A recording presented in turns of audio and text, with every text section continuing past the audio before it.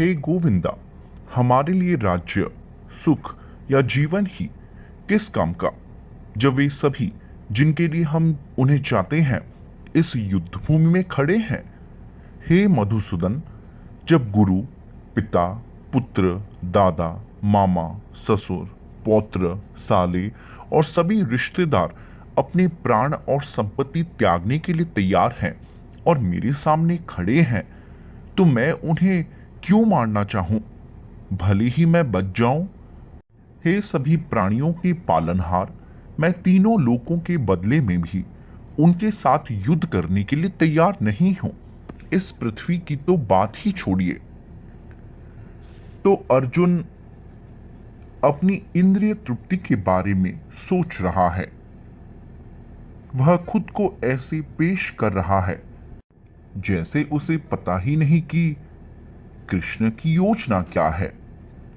हां, कृष्ण की योजना को कृष्ण ने भगवत गीता में समझाया है।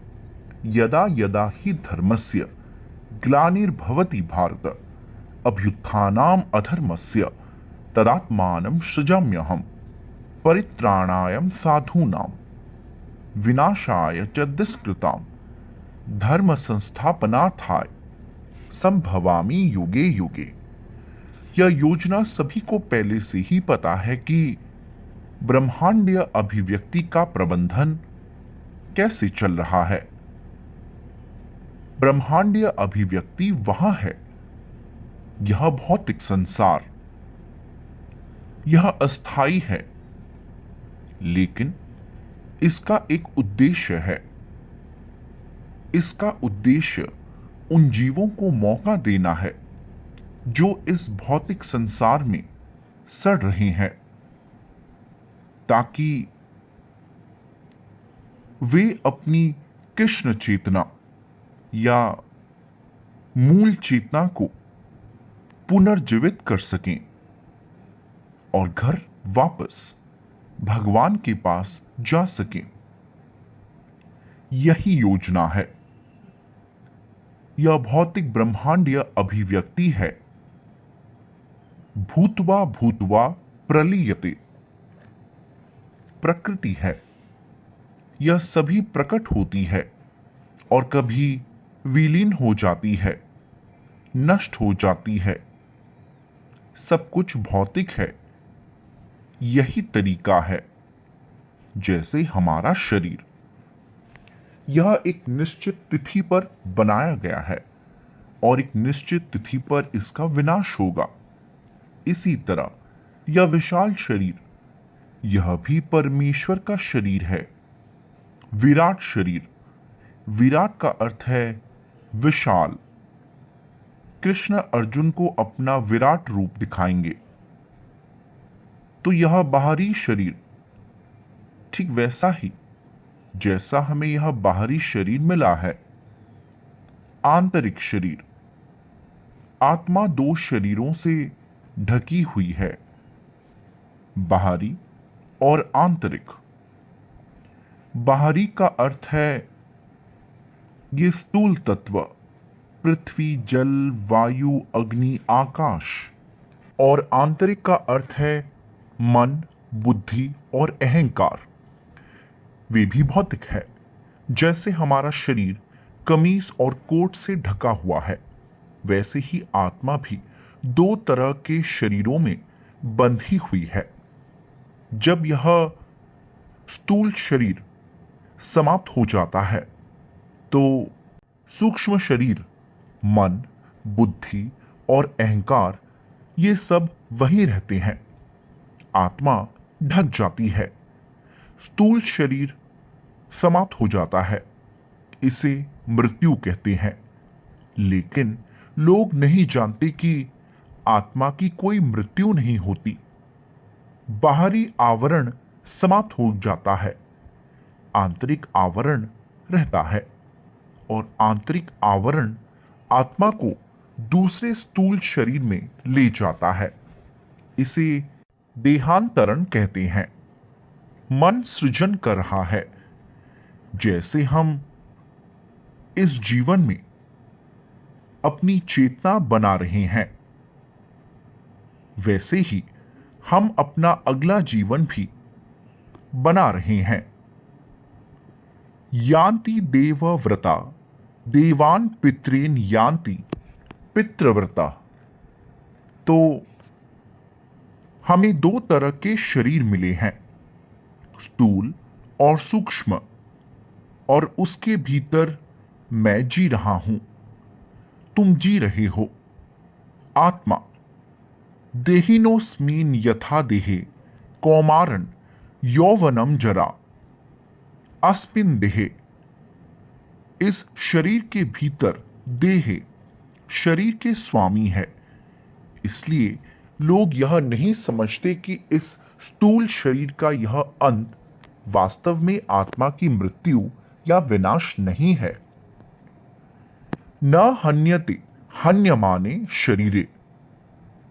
सूक्ष्म शरीर के विनाश का अर्थ भी आत्मा की मृत्यु नहीं है। न हन्यते हन्यमाने शरीरे। शरीर दो प्रकार के होते हैं, इसलिए जब स्थूल शरीर का विनाश होता है तो सूक्ष्म शरीर मुझे दूसरे स्थूल शरीर में ले जाता है। जैसे हवा किसी निश्चित स्थान की सुगंध ले जाती है। यदि हवा गुलाब के बगीचे के ऊपर से गुजर रही है तो वह सुगंध ले जाती है। हालांकि हम देख नहीं सकते, लेकिन हम सूंघ सकते हैं। हम समझ सकते हैं कि हवा कितनी सुगंधित है। इसका मतलब है कि यह गुलाब के बगीचे से आ रही है। इसी तरह गंदी जगह बुरी गंध हवा ले जाती है। तो सूक्ष्म शरीर आत्मा की मानसिक स्थिति को ले जाता है और उस मानसिक स्थिति के अनुसार इसे एक विशेष शरीर में डाल देता है। जम जम वापी स्मरण भवम त्यज्यते अन्ते कलेवरम। मृत्यु के समय मानसिक स्थिति मुझे एक और स्थूल शरीर का मौका देगी। यदि हमने अपने मन को कृष्ण चेतन बना लिया है तो वह मुझे देंगे।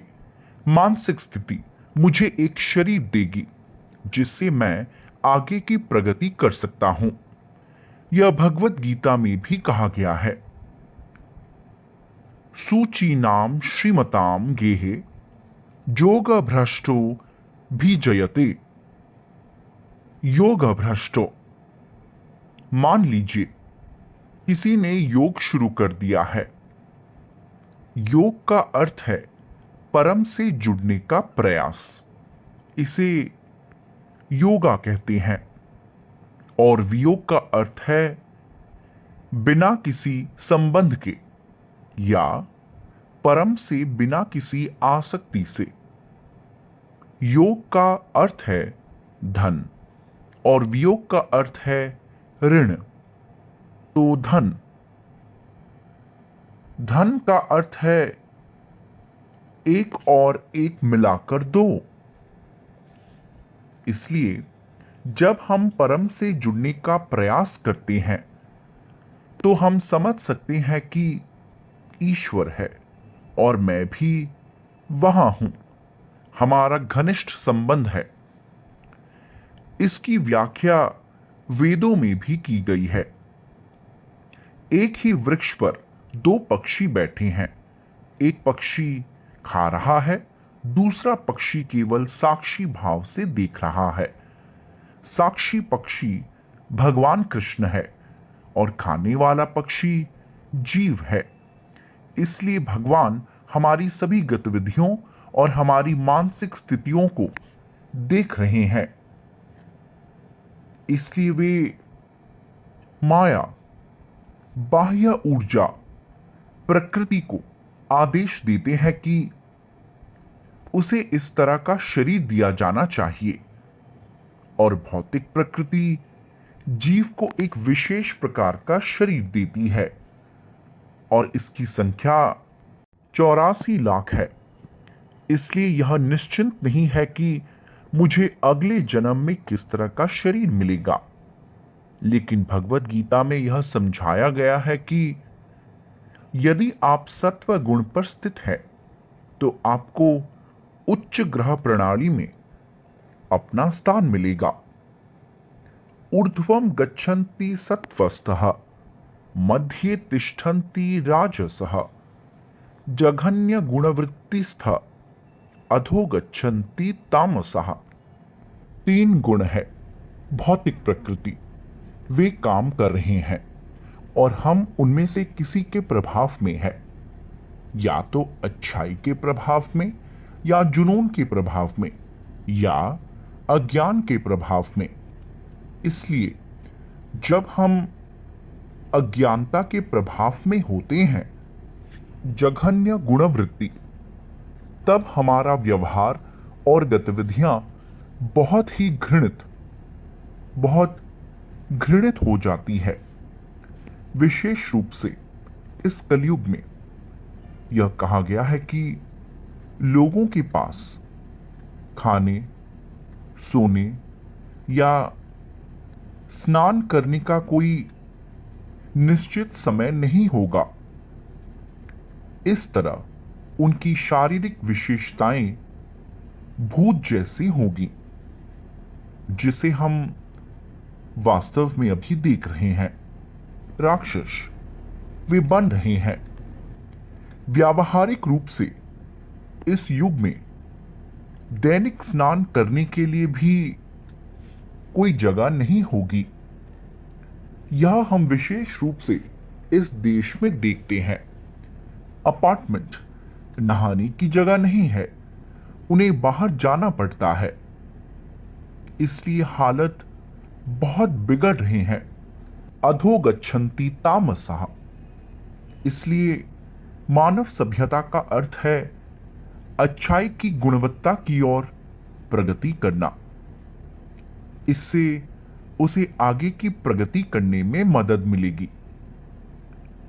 ऊर्ध्वं गच्छन्ति सत्त्वस्थः, ऊर्ध्वम इसका अर्थ है उच्च ग्रह प्रणाली। यहां कहा गया है कि अपि त्रैलोक्य राज्यस्य हेतौ, त्रैलोक्य ओम भूर्भुवस्वः, यह भूरलोक है, इसके ऊपर भूवरलोक और उसके ऊपर स्वर्गलोक, स्वर्गीय ग्रह। ओम भूर्भुवस्वः तत्सवितुर्वरेण्यम, यह गायत्री मंत्र है। तो अर्जुन त्रैलोक्य राज्यस्य की बात कर रहा है। वह यह पता लगा रहा है कि यदि मुझे तीनों लोकों का राज्य भी मिल जाए तो इस पृथ्वी लोक की तो बात ही क्या तुच्छ है। यदि मुझे त्रैलोक्य, स्वर्ग, मर्त्य, पाताल आदि का राज्य भी मिल जाए तो भी मैं अपने सगे संबंधियों से लड़ने को तैयार नहीं हूं। इस पृथ्वी लोक की तो बात ही क्या है। उसने ऐसा निर्णय लिया। इसे पारिवारिक आसक्ति कहते हैं। वो कह रहा है तीनों लोकों के राज्य के बदले में भी मैं लड़ने को तैयार नहीं हूं। अपि त्रैलोक्य राज्यस्य हेतौ किम नु मही कृते, निहत्य धर्तराष्ट्रान्ना का प्रीति सयज जनार्दना। मुझे अपने चचेरे भाइयों को मारकर क्या मिलेगा, और इनके साथ साथ इतने सारे रिश्तेदार भी हैं। आचार्य पितरः पुत्रास तथैव च पितामह, मातुलः स्वसुरा पौत्रः, स्वाला संबंधिनस तथा एतान्न हंतुम इच्छामि। मेरे प्रिय कृष्ण मधुसूदन, वे कृष्ण को कृष्ण कहकर संबोधित नहीं कर रहे हैं, वे उन्हें मधुसूदन कहकर संबोधित कर रहे हैं। वे उन्हें याद दिला रहे हैं कि आपने भी हत्या की, लेकिन आप अपने शत्रुओं को भी मारते हैं। मधु एक राक्षस था। मधु कैतभः भारे हरि मुरारे, मधु कैतभः भारे। आप मधुसूदन हैं। आप मधु राक्षस के हत्यारे हैं जो आपका शत्रु था। आप नंदसूदन या यशोदासूदन नहीं है। यह उन्हें थोड़ा आलोचनात्मक रूप से याद दिला रहा है कि आप स्वयं मधुसूदन है। आप केवल अपने शत्रुओं को मारते हैं। आप मुझे अपने सगे संबंधियों को मारने के लिए क्यों प्रेरित कर रहे हैं? यह आलोचना है। तो एतान न हंतुम इच्छामि। आप मुझे प्रेरित कर सकते हैं, लेकिन मैं उन्हें मारने वाला नहीं हूं। एतान न हंतुम, हंतुम मारने के लिए मैं तैयार नहीं हूं। फिर सवाल यह हो सकता है कि यह लड़ाई है। अगर तुम नहीं मारोगे, अगर तुम स्थिर खड़े रहोगे, तो वे तुम्हें मार देंगे, क्योंकि यह लड़ाई है। फिर तुम क्या करोगे? हाँ, मैं सहमत हूं। ज्ञातोपि, अगर वे मुझे मारते हैं तो मैं सहमत हूं। फिर भी मैं उन्हें नहीं मारूंगा। ज्ञातोपि, भले ही वे मुझे मार दें, मैं नहीं लड़ूंगा। लेकिन अगर वे मुझे मारते हैं तो यह भी सहमत है, फिर भी मैं नहीं मारूंगा। बस देखो कितना दृढ़ संकल्प है। इसे पारिवारिक आकर्षण कहते हैं। इसलिए वे भगवत गीता पढ़ाने के लिए जमीन तैयार कर रहे हैं। हम जीवन की शारीरिक अवधारणा और जीवन की शारीरिक अवधारणा के विस्तार से बहुत ज्यादा जुड़े हुए हैं। वे जीवन की शारीरिक अवधारणा के संदर्भ में सोच रहे हैं। शाला बंधु पितरो पितामह, क्योंकि कोई व्यक्ति होता है, जैसे कि कई हजारों महिलाएं हैं। एक महिला जिसके साथ मेरा शारीरिक संबंध है, मैं उससे लेता हूं। वह मेरी पत्नी है, मुझे सुरक्षा देनी है। यह सब शारीरिक संबंध पर आधारित है। जब तक उस महिला के साथ कोई शारीरिक संबंध नहीं था, तब तक आप उसकी परवाह नहीं करते। लेकिन जैसे ही शारीरिक संबंध होता है, तुरंत आसक्ति होती है। तयोर मिठो हृदय ग्रंथिम आहु। आमतौर पर हर किसी को महिला के प्रति आकर्षण होता है। महिला को पुरुष के प्रति आकर्षण होता है, यह सामान्य है। लेकिन जब वे विवाह द्वारा एकजुट होते हैं तो आकर्षण बहुत तीव्र हो जाता है। हृदय ग्रंथिम आहु। हृदय ग्रंथि का अर्थ है बहुत कठिन गांठ। हृदय ग्रंथिम आहु, तो इसे पारिवारिक आकर्षण कहा जाता है। तब मुझे अपने बच्चों के लिए, समाज के लिए, घर के लिए आकर्षण होता है। तो अर्जुन के इस वर्णन का अर्थ है जीवन की शारीरिक अवधारणा। अर्जुन द्वारा वर्णित इस पूरे अंश का सार, किम नो राजेना गोविंद किम भोगैर जीवितेन व। हर कोई पैसा कमाने के लिए इतनी मेहनत करता है, क्यों? पारिवारिक आकर्षण। हम अर्थशास्त्र के छात्र थे और एक किताब थी मार्शल की अर्थशास्त्र। उसमें भी श्री मार्शल समझा रहे हैं कि आर्थिक प्रोत्साहन पारिवारिक स्नेह से शुरू होता है। जब तक किसी के पास परिवार नहीं है, वह कमाने की कोशिश नहीं करेगा, वह पैसा कमाने की कोशिश नहीं करेगा, वह गैर जिम्मेदार होगा। लेकिन यह आवश्यक है। जब किसी को कोई जिम्मेदार वाला पद दिया जाता है, कुछ, मैं भारत में किसी अंग्रेज फर्म को जानता हूं, मेरा उससे कुछ संबंध था, तो वह बस यह जानना चाह रहा था जो आदमी हमारे लिए काम करने जा रहा है, क्या वह पारिवारिक आदमी है? क्योंकि जब तक वह पारिवारिक आदमी नहीं है, तब तक उसमें कोई आकर्षण नहीं होता। वह किसी भी क्षण नौकरी छोड़ सकता है, क्योंकि पारिवारिक आकर्षण नहीं होता। यह मनोवैज्ञान है। इसलिए वैदिक सभ्यता के अनुसार माता पिता का कर्तव्य है कि वे बेटे बेटियों का विवाह करें, ताकि उसमें पारिवारिक आकर्षण हो, वे स्थापित हो, वे संगठित हों, चीजें अच्छी तरह से चलेंगी। अगर पारिवारिक आकर्षण नहीं है, कोई जिम्मेदारी नहीं है, तो चीजें अच्छी तरह से नहीं चलेंगी। यह मूल सिद्धांत है। तो वैसे भी नियमित जीवन के लिए पारिवारिक आकर्षण की आवश्यकता होती है। अगर पारिवारिक आकर्षण नहीं है तो नियमित जीवन नहीं है। हमें इन चीजों का बहुत अच्छा अनुभव है, इसलिए पारिवारिक आकर्षण की आवश्यकता है। ऐसा नहीं है कि इसे अस्वीकार कर दिया गया है। यह नियमित जीवन के लिए आवश्यक है। अनियमित जीवन कोई प्रगति नहीं कर सकता। इसलिए वैदिक सभ्यता में गृहस्थ आश्रम की सिफारिश की गई है। सभी को विवाह करना चाहिए और सभी को जीना चाहिए। यदि संभव हो तो उसे जीने दो। ब्रह्मचारी। सबसे पहले वहां ब्रह्मचारी आचरण सिखाया जाता है। आध्यात्मिक गुरु के मार्गदर्शन में तपस्या। तो विचार उलझने का नहीं है। ब्रह्मचारी का सांसारिक मामलों से कोई संबंध नहीं है। वह केवल आध्यात्मिक गुरु के आदेश में रुचि रखता है। इसे ब्रह्मचारी कहते हैं। इसलिए व्यक्ति को ब्रह्मचारी के रूप में प्रशिक्षित किया जाता है और उसे पर्याप्त ज्ञान दिया जाता है कि इन भौतिक मामलों में मत उलझो, बचने की कोशिश करो। लेकिन अगर तुम फिर भी असमर्थ हो, तुम्हारी यौन इच्छा बहुत मजबूत है, तो ठीक है, तो तुम जाओ और विवाह करो। यह प्रक्रिया है। सबसे पहले उसे वैरागी बनना सिखाया जाता है। वैराग्य। इस पूरे कृष्ण चेतना आंदोलन को वैराग्य विद्या कहा जाता है। सार्वभौम भट्टाचार्य ने चैतन्य महाप्रभु पर एक श्लोक लिखा। उन्होंने 100 श्लोक लिखे। उसमें से 2 श्लोक या 4 श्लोक उपलब्ध है।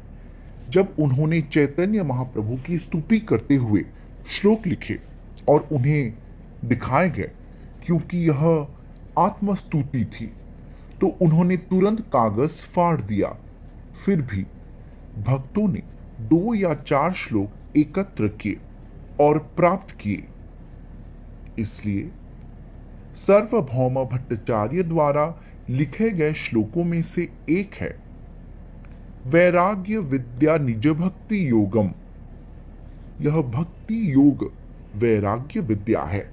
लोगों को इस भौतिक आकर्षण से अलग होने की शिक्षा कैसे दी जाए, यह वैराग्य विद्या है। श्रीमद् भागवतम में एक अन्य स्थान पर कहा गया है, वासुदेवे भगवती भक्ति योग प्रयोजित जनयति आसु वैराग्यम ज्ञानम च यद अहेतुकम। मानव जीवन में 2 चीजों की आवश्यकता होती है, ज्ञान और वैराग्य। ज्ञान का अर्थ है कि मैं यह शरीर नहीं हूं, यह ज्ञान है। यह तथाकथित वैज्ञानिक ज्ञान नहीं है। इस शरीर के लिए अधिक आसक्ति यह नहीं है। यह अज्ञान है, यह ज्ञान नहीं है। ज्ञान का अर्थ है वैराग्य की स्थिति कैसे प्राप्त करें, यह ज्ञान है। ज्ञान वैराग्य जुक्तया। तो ब्रह्मचर्य को वैराग्य विद्या सिखाई जाती है। वैराग्य विद्या निज भक्ति योग शिक्षार्थम एक का पुरुषः पुराण। सार्वभौम भट्टाचार्य कहते हैं कि ये चैतन्य महाप्रभु, जिन्होंने बहुत कम उम्र में केवल 24 वर्ष की आयु में एक बहुत युवा व्यक्ति के रूप में संन्यास ले लिया है, उनके घर में उनकी 16 वर्षीय युवा पत्नी है और उनकी 70 वर्षीय वृद्ध मां है। इसलिए उन्होंने सभी उत्तरदायित्व छोड़ दिए हैं और परिवार में उनकी मां और युवा पत्नी की देखभाल करने के लिए कोई अन्य पुरुष सदस्य नहीं है। फिर भी उन्होंने संन्यास ले लिया है, इसलिए वे पुराण पुरुष सर्वोच्च व्यक्ति हैं। लेकिन वे हमें यह वैराग्य विद्या सिखाने आए हैं। वैराग्य विद्या निज भक्ति योग शिक्षार्थम एक पुरुष पुराण। पुरुष पुराण कृष्ण का वर्णन है। पुरुष पुराण शाश्वतम पुराण दिव्यम आदि पुरुषम। तो पुरुष पुराण वैराग्य विद्या निज भक्ति योगम, यह भक्ति योग सिखाने आए हैं जो वैराग्य विद्या है। वैराग्य विद्या निज भक्ति योग शिक्षार्थम एक पुरुष पुराण श्री कृष्ण चैतन्य शरीरधारी। अब उन्होंने श्री कृष्ण चैतन्य महाप्रभु का शरीर धारण कर लिया है। तमाहम प्रपद्ये, मैं इस व्यक्ति को सादर प्रणाम करता हूं, वे हमें वैराग्य विद्या सिखाने आए हैं। तो वैराग्य विद्या यह पारिवारिक आसक्ति और ठीक इसके विपरीत बात वैराग्य विद्या है। कैसे विरक्त हुआ जाए, यह वैदिक सभ्यता की पूरी प्रक्रिया है। हर किसी को शरीर और शरीर के विस्तार के लिए यह आसक्ति होती है। तो वैराग्य विद्या का अर्थ है विरक्त होना। इसे ब्रह्म ज्ञान कहते हैं। ब्रह्म भूतौ प्रसन्नात्मा न सोचती न कान, यही ब्रह्म ज्ञान है। जैसे ही आप समझ जाते हैं अहम ब्रह्मास्मि, मैं इस शरीर नहीं हूं, मैं आत्मा हूं, इसे ब्रह्म ज्ञान कहते हैं। जब तक आपको यह ज्ञान नहीं मिलता आप अज्ञान में हैं। उस अज्ञान में डिग्री होती है सत्व गुण या सत्व के गुणों में। आप बस सैद्धांतिक रूप से समझ सकते हैं कि मैं यह शरीर नहीं हूं। यही सत्व गुण है। ब्राह्मणीय गुण समोदमस तितिक्षा अर्जवम ज्ञानम, ज्ञानम विज्ञानम आस्तिक्यम ब्रह्म कर्म स्वभाव। जब तुम ब्रह्म जानाति ब्राह्मण, ब्राह्मण का अर्थ है जिसे ब्रह्मा का ज्ञान हो गया है।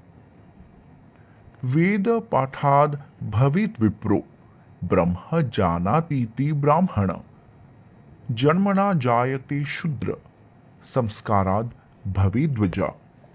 तो हर कोई शूद्र पैदा होता है, लेकिन ज्ञान और संस्कृति की खेती से कोई बन सकता है संस्कारात। इसलिए वैदिक प्रणाली के अनुसार संस्कार के 10 प्रकार है।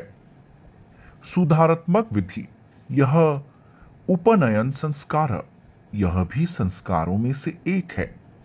पवित्र धागा उपनयन, उप का अर्थ है निकट और नयन का अर्थ है लाना।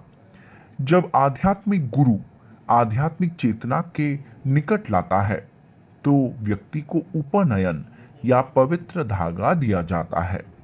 पवित्र धागा इस बात का संकेत है कि यह व्यक्ति अब कृष्ण चेतना में आगे बढ़ने के लिए आध्यात्मिक गुरु के नियंत्रण में है। यह धागा समारोह, इसे उपनयन कहा जाता है। इसी तरह सुधारात्मक विधि है विवाह। सुधारात्मक के 10 प्रकार। पहली शुरुआत गर्भाधान है, इसलिए इन चीजों को अब इस कलयुग में शुरू करना असंभव है। इसलिए एकमात्र सुधारात्मक विधि है हरे नाम हरे नामैव केवलम, कलौ नास्ति एव नास्ति एव गतिर अन्यथा। इस कलयुग में लोग इतने पतित हो चुके हैं कि पूरे वैदिक सिद्धांत को अव्यवस्थित रूप से प्रस्तुत करना संभव नहीं है। यह संभव नहीं है। यह चैतन्य महाप्रभु की कृपा है, दया है कि उन्होंने हमें दयापूर्वक वैराग्य विद्या निज भक्ति दी है। बस बहुत ही शॉर्टकट विधि सिखाने के लिए। वह क्या है? हरे कृष्ण का जप करो। चेतो दर्पण मार्जनम भव महा दावाग्नि। आप इस भौतिक संसार में पीड़ित है। दावाग्नि अब जंगल की आग। यह भौतिक संसार जंगल की आग है, लेकिन वे इतने अज्ञानी हैं, वे यह नहीं समझ सकते कि हम इस भौतिक अस्तित्व की धधकती आग में जल रहे हैं। हमारा प्रयास होना चाहिए कि इससे कैसे बाहर निकलें, लेकिन ऐसा कोई ज्ञान नहीं है। जानवरों की तरह जानवर पीड़ित है, उन्हें वधशाला में ले जाया जा रहा है। मेरा मतलब है, विरोध करने की कोई ताकत नहीं है, इनका वध किया जा रहा है। तो हम भी प्रकृति के नियमों द्वारा वध किए जा रहे हैं, हमारा भी वध हो रहा है। इसलिए हम नहीं जानते कि प्रगति कैसे करें। यह वध है या चल रहा है। इस युग की बहुत ही घृण स्थिति। मंद सुमंद मतयो मंद भाग्य ही उपद्रुतः। सबसे पहले वे बहुत धीमे या बुरे हैं। मंद का अर्थ है बुरा या धीमा। धीमा का अर्थ है कि जीवन का मानव रूप आध्यात्मिक समझ में प्रगति करने के लिए है। इसलिए इस युग में हर आदमी बहुत धीमा है। वे नहीं जानते कि आध्यात्मिक समझ की आवश्यकता है, आध्यात्मिक जीवन में प्रगति करने की आवश्यकता है। वे भूल गए हैं, वे बिल्कुल जानवरों की तरह हो गए हैं। इसलिए उन्हें मंदा कहा जाता है, सुमंदा मतयो। और यदि कोई थोड़ी सी रुचि रखता है तो वह किसी झूठी चीज को स्वीकार कर लेता है जिसका कोई अर्थ नहीं होता। मैं इस वाद से संबंधित हूं, मैं उस वाद से संबंधित हूं। यह वाद, वह वाद, यह क्या है? धर्म या वाद, इसकी क्या आवश्यकता है? धर्मम तु साक्षात भगवत प्रणीतम। यह सरल बात है कि धर्म का अर्थ है, धार्मिक संहिता का अर्थ है भगवान के सर्वोच्च व्यक्तित्व का आदेश। हमें इसका पालन करना होगा, इसे धर्म कहते हैं। लेकिन उन्हें कोई ज्ञान नहीं है कि भगवान के सर्वोच्च व्यक्तित्व क्या है, उनका आदेश क्या है। वे यहां भगवत गीता में है। भगवान हमें शिक्षा देने के लिए आते हैं। यदा यदा ही धर्मस्य ग्लानिर्भवति। जब लोग अपना नियमित जीवन भूल जाते हैं तो मैं नीचे आता हूं। इसलिए वे नीचे आ गए। वे अर्जुन को सिखाएंगे कि तुम इतने पारिवारिक रूप से आसक्त हो। फिर वे सिखाएंगे, दूसरे अध्याय से वे शिक्षा देना शुरू करेंगे। प्रज्ञान वादांश्च भाससे असुचान अन्वसोचस्त्वम प्रज्ञान वादांश्च भाससे। जब अर्जुन ने कृष्ण को स्वीकार किया कि मैं अब उलझन में हूं, क्या करूं? इसलिए मुझे पता है कि मैं उलझन में हूं, मैं क्षत्रिय हूं, युद्ध करना मेरा कर्तव्य है, लेकिन मैं हिचकिचा रहा हूं। इसलिए यह बहुत शर्मनाक पहेली है। इसलिए मैं आपकी शरण में जा रहा हूं। शिष्यस्ते हम साधी माम त्वम प्रपन्नम। मैं आपका शिष्य बन रहा हूं, मित्र नहीं। अब हमें गुरु और शिष्य के रूप में बात करनी चाहिए, मित्र और मित्र के रूप में नहीं। इसलिए जब उन्होंने कृष्ण को गुरु के रूप में स्वीकार किया, कृष्ण हमेशा गुरु होते हैं, लेकिन यह केवल स्वीकृति है, तो उस समय कृष्ण बोलेंगे, असोच्यान अन्वसोचस्त्वम प्रज्ञान वादांश्च भाससे। कि तुम गतासुन अगतासुंश्च नानु पंडिता। पंडिता, तुम खुद को दिखावा कर रहे हो। यह बहुत सारी बातें बोलेंगे। यह पंडित की तरह है, विद्वान। यह बहुत अच्छी बात है। कृष्णा, अर्जुन कह रहा है कि मैं अपने सगे संबंधियों को कैसे मार सकता हूं? मेरे दादा गुरु मेरे सगे संबंधी है। यह बुरा नहीं है। सांसारिक लोगों के लिए यह बहुत अच्छा विचार है कि मैं अपने सगे संबंधियों को नहीं मारूंगा। यह बहुत अच्छा विचार है। प्रज्ञान वादांश्च भाससे। लेकिन आध्यात्मिक रूप से यह अज्ञानता है, मूर्खता है। भौतिक रूप से यह बहुत अच्छी बात हो सकती है। इसलिए पहली सजा थी, कृष्ण ने आध्यात्मिक गुरु का स्थान लिया। आध्यात्मिक गुरु को शिष्य को दंडित करने का अधिकार है, इसलिए उन्होंने तुरंत सजा दी। असोच्यान अन्वसोचस्त्वम प्रज्ञान वादांश्च भाससे। मेरे प्यारे अर्जुन, तुम बात कर रहे हो, तुम इतना विलाप कर रहे हो, और साथ ही तुम बहुत विद्वान व्यक्ति की तरह बात कर रहे हो। तो यह संसार की स्थिति है। कोई बहुत ऊंची बातें करता है, लेकिन उसका आचरण बहुत घिनौना होता है। तो धीरे धीरे हम उस बिंदु पर जरूर आएंगे। यदि हम ऐसे आतताई नह का वध करेंगे तो पाप हम पर हावी हो जाएगा। इसलिए हमारे लिए धृतराष्ट्र के पुत्रों और हमारे मित्रों का वध करना उचित नहीं है। हे कृष्णा, भाग्य की देवी के पति हमें क्या लाभ होगा, और अपने ही सगे संबंधियों को मारकर हम कैसे खुश हो सकते हैं।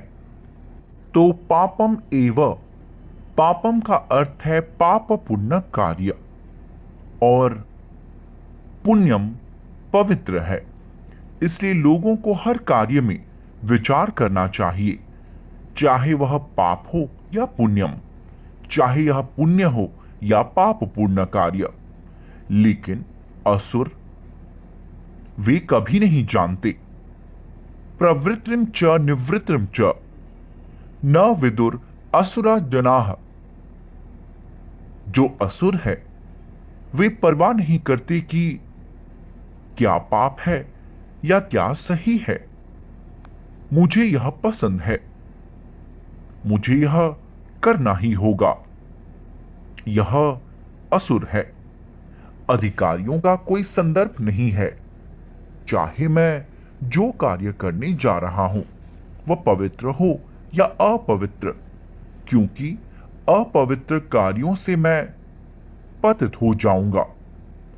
अधो गच्छन्ति तामसः जघन्य गुणवृत्तिस्थ। यदि हम पाप कर्मों में आसक्त हो जाते हैं तो परिणाम यह होगा कि हम पतित हो जाएंगे। लेकिन वे नहीं जानते। यहां तक कि तथाकथित धार्मिक पुजारी भी हत्या का समर्थन करते हैं और उसे उचित ठहराते हैं। हत्या अपवित्र पाप पुण्य कार्य होता है, लेकिन धर्म के नाम पर हत्या भी चल रही है। यदि कोई कहे गला काटना मेरा धर्म है, तो क्या यह बहुत अच्छी बात मानी जाएगी? कभी कभी जैसे यहां युद्ध है, यह भी धार्मिक युद्ध है, लेकिन फिर भी विवेक। अर्जुन, क्योंकि वह एक वैष्णव है। वैष्णव का मतलब है देवता। विष्णु भक्तो भवे दैव असुरास तद विपर्जय। देव और असुर में क्या अंतर है? देवता किसे कहते हैं और असुर किसे कहते हैं? मनुष्य दो प्रकार के होते हैं। एक वर्ग को देव देवता कहते हैं, दूसरे वर्ग को असुर कहते हैं, देवासुरा। इसलिए देव और असुर के बीच हमेशा लड़ाई होती है। अब वर्तमान समय में असुरों की संख्या बढ़ गई है। पहले देवताओं की संख्या अधिक थी। इसलिए अर्जुन देवता है क्योंकि वे विष्णु भक्त हैं। दौ भूत सर्गौ लोके दैव असुरा एव च। इस सृष्टि में मनुष्यों की दो श्रेणियां हैं। विष्णु भक्तो भवे दैवः। जो भगवान विष्णु के भक्त हैं उन्हें देवता कहा जाता है। इंद्र, चंद्र, सूर्य और कई अन्य देवताओं की तरह उच्च ग्रह मंडल में 33 करोड़ देवता हैं और वे सभी विष्णु भक्त हैं। वे विष्णु और वैष्णव के आदेशों का पालन करेंगे। इंद्र की तरह वह देवता है। हिरण्यकशिपु और इंद्र के दल के बीच लड़ाई हुई थी। इसलिए जब हिरण्यकशिपु हार गए तो स्वाभाविक रूप से बाद में यदि दूसरा पक्ष हार जाता है तो विजयी पक्ष कुछ बहुत सारे आक्रमण करता है। विशेष रूप से महिलाओं पर आक्रमण यह अभी भी प्रचलित है। निर्दोष महिलाओं को युद्ध के बाद विजयी पक्ष द्वारा बहुत परेशान किया जाता है।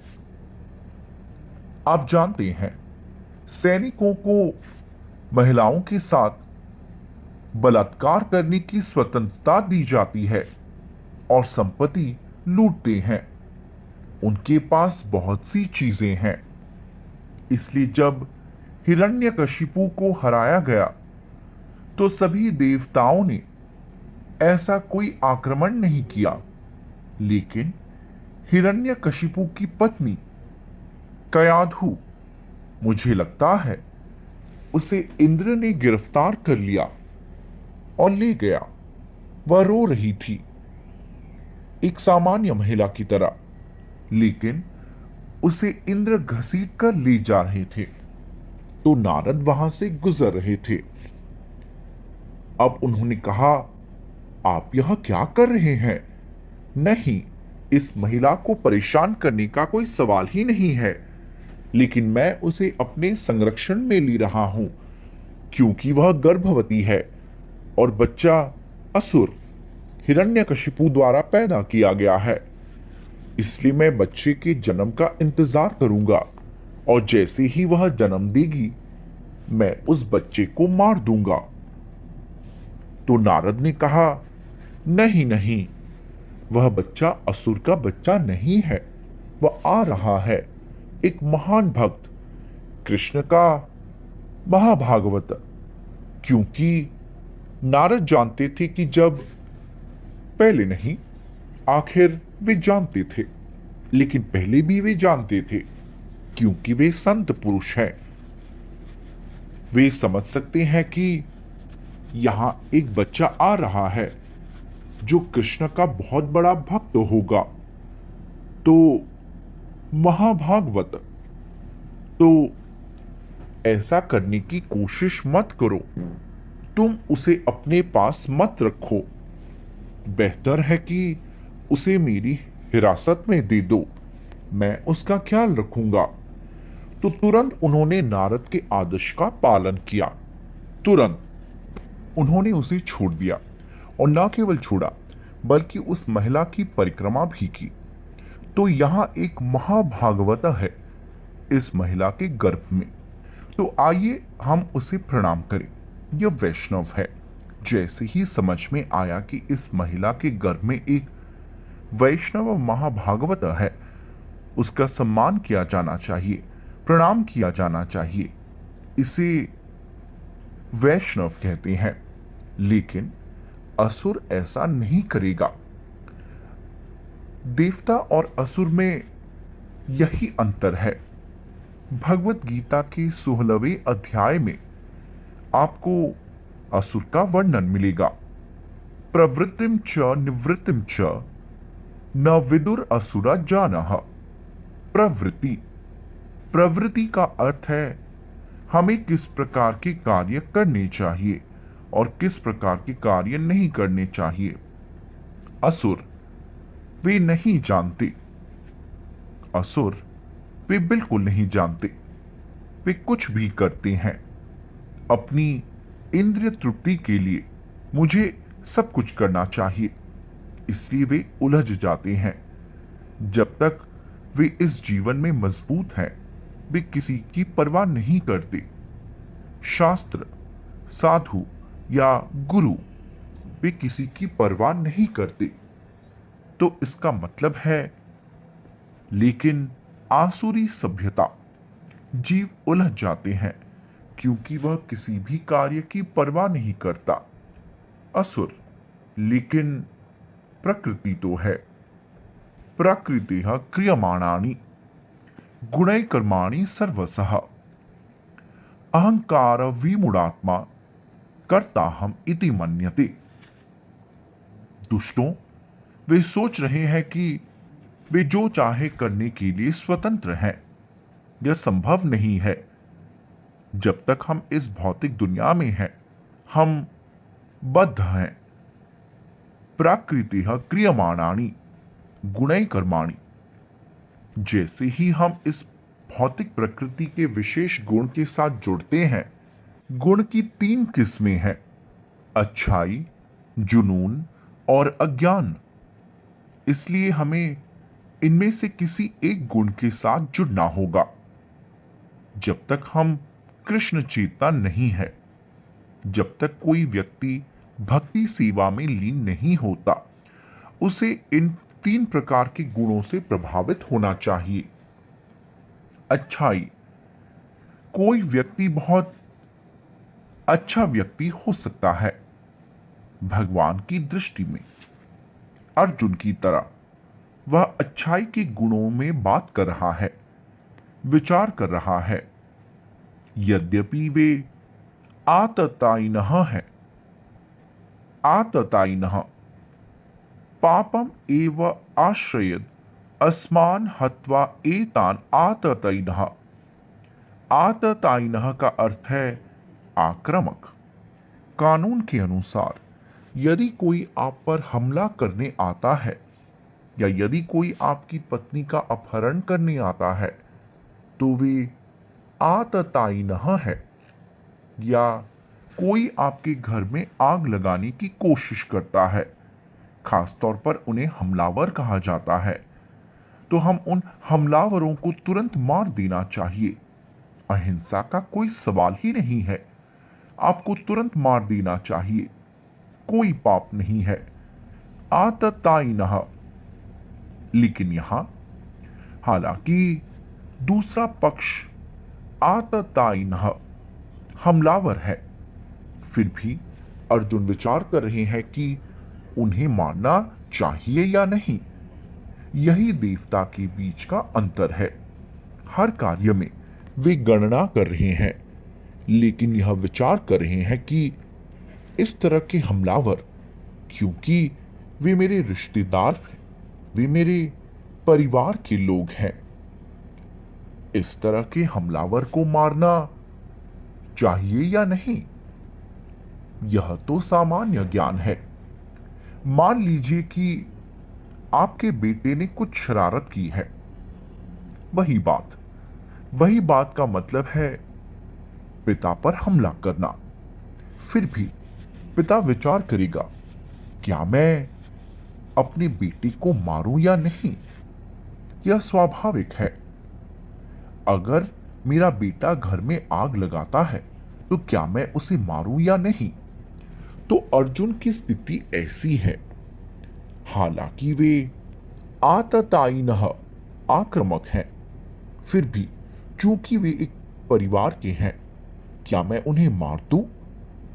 वह विचार कर रहे हैं, पापम एव आश्रयद। यदि मैं इस तरह के आक्रामक को मार दूंगा तो मुझ पर पाप कर्मों का आक्रमण होगा, मुझे पाप कर्मों का फल भुगतना पड़ेगा। और वह समझा रहा है कि क्यों। पापम एव आश्रयद अस्मान, क्योंकि ये बांधवान है। स्वबांधवान धृतराष्ट्रान। धृतराष्ट्रान का अर्थ है धृतराष्ट्र, दुर्योधन और अन्य के पुत्र। स्वबांधवान, वे हमारे परिवार के सदस्य हैं। बांधवान, स्वजनम ही कथम हत्वा सुखी नः श्याम माधव। माधव, मेरे प्यारे माधव, आप भाग्य की देवी के पति हैं, इसलिए आप हमेशा बहुत खुश रहते हैं। क्या आपको लगता है कि मैं अपने ही लोगों को मारकर खुश हो जाऊंगा? क्या आप ऐसा सोचते हैं? क्योंकि दोस्त और दोस्त बात कर रहे हैं, तो यही स्थिति है। बस देखो, वे आततायिनः आक्रामक हैं, इसमें कोई संदेह नहीं, क्योंकि ये धृतराष्ट्रान, धृतराष्ट्र के पुत्र, उन्होंने द्रौपदी का अपमान किया। अर्जुन की पत्नी, वहां शर्त लगी थी, तो जब वे हार गए, शतरंज के खेल में हार गए और पत्नी को दूसरे पक्ष ने ले लिया, इसलिए कर्ण ने इस अवसर का लाभ उठाया। क्योंकि द्रौपदी के स्वयंवर के दौरान द्रौपदी ने कर्ण का अपमान किया था। मछली की आंख भेदने वाला कर्ण बड़ा था, जिसे बाणधारी कहते हैं। इसलिए जब कर्ण मछली की आंख भेदने के लिए बाण को छूने आया तो द्रौपदी ने विरोध किया क्योंकि वह चाहती थी कि अर्जुन उसका पत्नी बने। लेकिन वह जानती थी कि अगर कर्ण इस युद्ध में आता है तो वह विजयी होगा, फिर मुझे कर्ण के पास जाना होगा। इसलिए वह क्षत्रिय राजा की बहुत बुद्धिमान बेटी भी थी। इसलिए कर्ण, कोई नहीं जानता था कि वह क्षत्रिय है। उसे एक बढ़ई का बेटा माना जाता था। कर्ण का जन्म कुंती की शादी से पहले हुआ था, इसलिए वह कर्ण छिपा रहा किसका बेटा, लेकिन वह क्षत्रिय था तो यह अज्ञात था।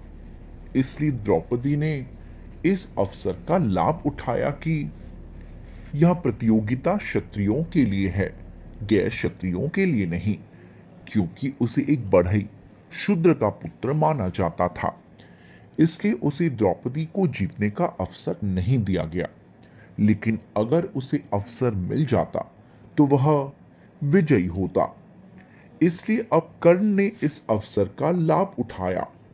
जब द्रौपदी खेल में हार गई तो उसने तुरंत, कर्ण दुर्योधन का मित्र था, उसने तुरंत सलाह दी, अब वह हमारी संपत्ति है, हम उसके साथ जो चाहे वो कर सकते हैं।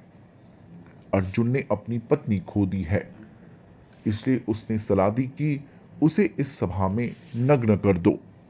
इतने सारे लोगों के बीच नग्न होना यह महिला के लिए बहुत बड़ा अपमान है। इसलिए वास्तव में उन्होंने अपमान करने की कोशिश नहीं की, यह तथ्य था। लेकिन कृष्ण ने बचाया। आप जानते हैं द्रौपदी का वस्त्र हरण, उसे नग्न करने की कोशिश की गई, लेकिन ये लोग उसे नग्न नहीं कर सके। कृष्ण ने उनकी लाज रखी, एक के बाद एक सारी देते गए।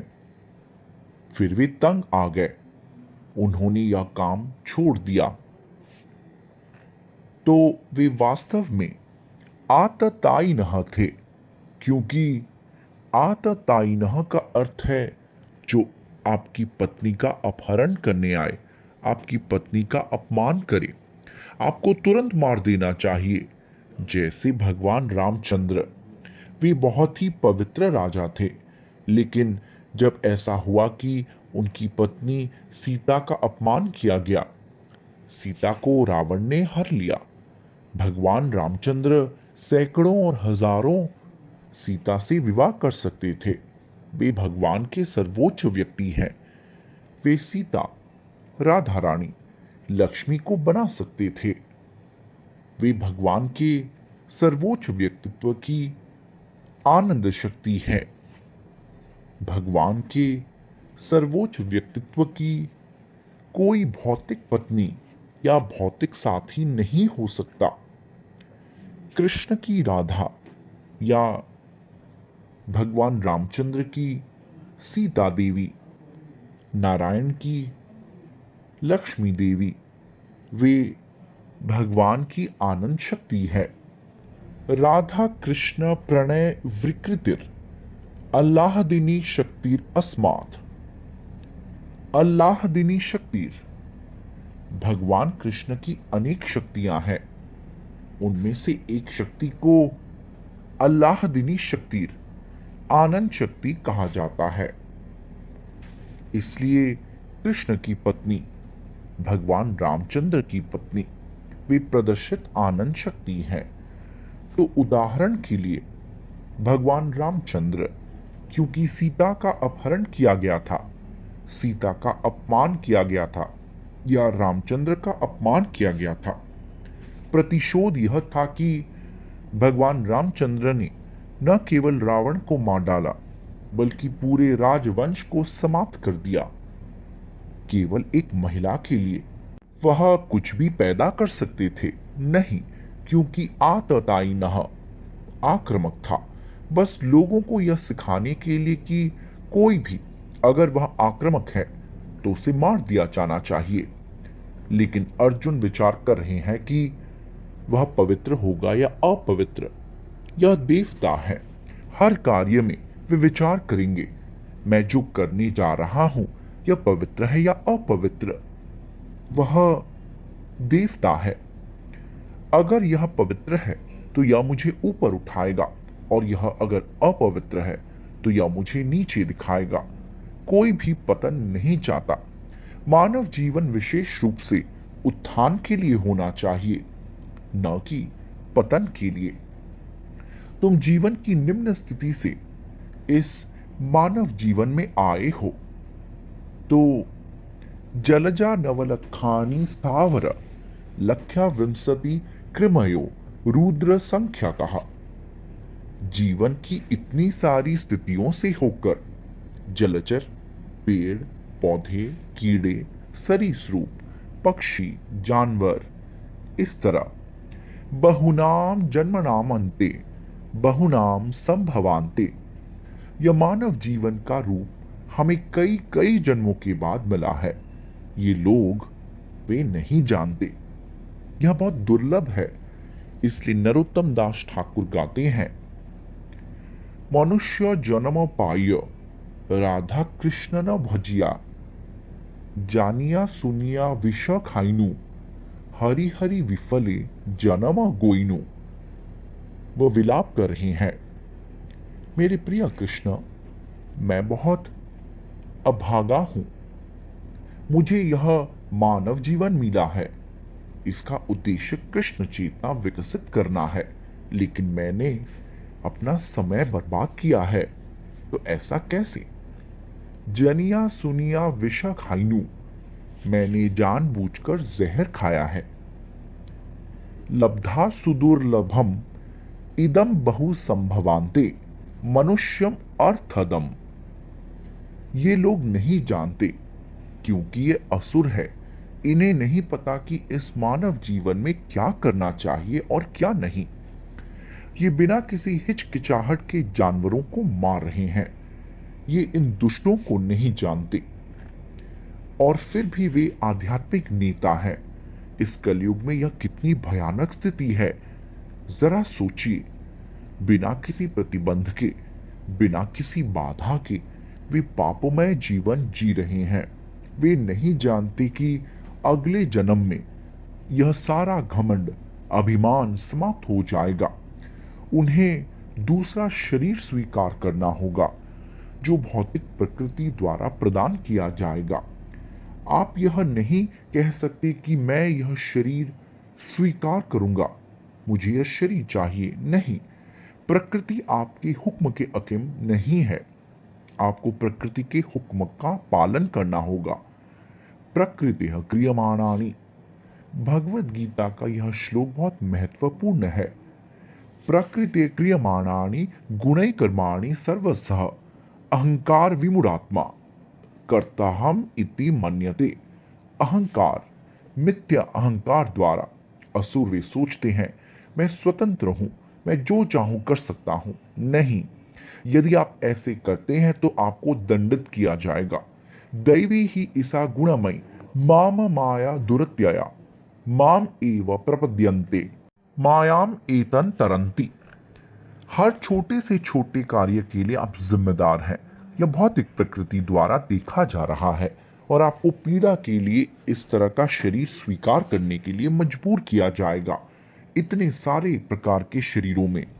इसलिए अर्जुन देवता होने के नाते विचार कर रहे हैं कि यद्यपि वे आतताई नहीं है, फिर भी वे गृहस्थ हैं। क्या गृहस्थों को मारना अच्छा है? वे कृष्ण से पूछ रहे हैं। कृष्ण वहां है, वे विचार कर रहे हैं। वे कृष्ण से परामर्श कर रहे हैं कि क्या आप सोचते हैं कि इस प्रकार के आततायिनः को मारने से मुझे लाभ होगा या नहीं? इसलिए अंतिम पंक्ति में उन्होंने कहा, स्वजनम ही कथन हत्वा सुखी नः श्यामा माधव। मेरे प्रिय कृष्ण, क्या आप सोचते हैं मेरे गृहस्थों, मेरे रिश्तेदारों को मारकर मैं खुश रहूंगा? आप माधव हैं, हमेशा खुश रहते हैं क्योंकि आप भाग्य की देवी के पति हैं। लेकिन क्या आपको लगता है कि मैं इस तरह से खुश रहूंगा? तो यह अर्जुन के चरित्र, एक भक्त के चरित्र का प्रमाण है। एक भक्त हमेशा देवता होता है। तो जो भक्त है, जो कृष्ण भावना भावित है, सर्वैर गुणै तत्र समासते सुराहा। सुरा का अर्थ है देवता। देवता के सभी अच्छे गुण। कृष्ण का भक्त कभी यह स्वीकार नहीं करेगा कि हत्या करना बहुत अच्छा है। नहीं, अपनी जीभ की संतुष्टि के लिए मैं इतने सारे जानवरों को मार डालूंगा। एक भक्त कभी स्वीकार नहीं करेगा। अहिंसा, अहिंसा यह तीसरा गुण है। अमानित्वम अदम्भित्वम अहिंसा शांतिर आर्जवम। ये भगवत गीता में सब कुछ है। अमानित्वम, अमानित्वम का अर्थ है इस शरीर को मैं हूं के रूप में स्वीकार करना। यह अमानित्वम है। स्वीकार न करना, यह अमानित्वम है। हर कोई गर्व करता है कि मैं भारतीय हूं, मैं अमरीकी हूं, मैं अंग्रेज हूं। तो यह घमंड है, इस शरीर पर बहुत गर्व है। तो ज्ञान का अर्थ है मैं यह शरीर नहीं हूं। यह अमानित्वम है। आदम्भित्वम, जैसे ही हमें यह पता चलता है कि मैं यह शरीर नहीं हूं, तो मेरा झूठा अभिमान तुरंत चला जाता है। अमानित्वम अदम्भित्वम अहिंसा। आर्जवम, सरलता। देवताओं की 18 योग्यताएं हैं। इसलिए जो कृष्ण का भक्त बन जाता है, कृष्ण भावना भावित, उसमें ये सभी अच्छे गुण विकसित होते हैं। तो यहां प्रमाण है कि अर्जुन, क्योंकि वह कृष्ण का भक्त है, वह विचार कर रहा है क्या मैं उन्हें मारूं या नहीं। अहिंसा यह विचार है, यह अंतिम निर्णय नहीं है। तो लोग बहुत सी चीजों से समाज की स्थिति को ऊपर उठाने की कोशिश कर रहे हैं, लेकिन वे रहस्य नहीं जानते। रहस्य यह है कि यदि कोई केवल कृष्ण का भक्त बनने के लिए प्रशिक्षित होता है, तो उसके व्यक्तित्व में सभी अच्छे गुण स्वतः ही दिखाई देंगे। किसी व्यक्ति को ईमानदार कैसे बनाया जाए, किसी व्यक्ति को धार्मिक कैसे बनाया जाए, किसी व्यक्ति को उच्च विचार वाला, सादा जीवन जीने वाला कैसे बनाया जाए, इसके लिए अलग से प्रयास करने की जरूरत है। समोदमस तितिक्षा अर्जवम ज्ञानम विज्ञानम आस्तिक्यम। ये सभी गुण तुरंत विकसित होते हैं, चूंकि एक जीवित इकाई आत्मा व कृष्ण का अभिन्न अंग है। ममैवांसो जीवः, कृष्ण यह सब कहते हैं। अहम बीजा प्रदापिता, वे इस भौतिक संसार में आए हैं, वे बीज देने वाला पिता हूं। वे आनंद लेना चाहते थे, इसलिए मैंने उन्हें मौका दिया, लेकिन वास्तव में मैं पिता हूं। भौतिक प्रकृति मां है। जैसे हमें अनुभव है, पिता जीव को माता के गर्भ में डालता है और माता अपने रक्त से बच्चे के शरीर का विकास करती है। इसी प्रकार ये सभी जीव 84 लाख योनियां, बीजोहम सर्वभूतानाम। पिता कृष्ण है। उन्होंने इस भौतिक प्रकृति के गर्भ में बीज दे दिया है और भौतिक प्रकृति ने शरीर दिया है। किसी को मछली का शरीर मिला है, किसी को पेड़ पौधे का शरीर मिला है, किसी को कीट सरीसृप, किसी को पक्षी, कभी जानवर, किसी को मनुष्य, किसी को देवता। लेकिन ये सभी सामग्री मां ने प्रदान की है। इसे समझना बहुत आसान है। जैसे बच्चा बढ़ता है, माँ शारीरिक सामग्री प्रदान करती है। चैतन्य महाप्रभु इसलिए यह बहुत वैज्ञानिक है।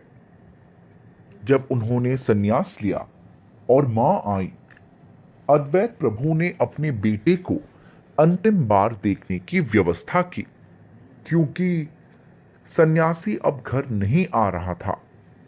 तो उस समय माँ अभिभूत हो गई। कितना सुंदर शरीर है, उसके बाल अच्छे हैं, अब उसे मुंडवा दिया गया है। तो वह बहुत अभिभूत हो गई और रोने लगी। तो चैतन्य महाप्रभु तुरंत उसके चरण कमलों पर गिर पड़े और उन्होंने कहा, मेरी प्यारी मां, यह शरीर तुम्हारा है। मेरी प्यारी मां, यह शरीर तुम्हारा है। इस शरीर को तुम्हारी सेवा के लिए लगाया जाना चाहिए था, लेकिन किसी तरह मैं गलती से इस सन्यासी को ले लिया।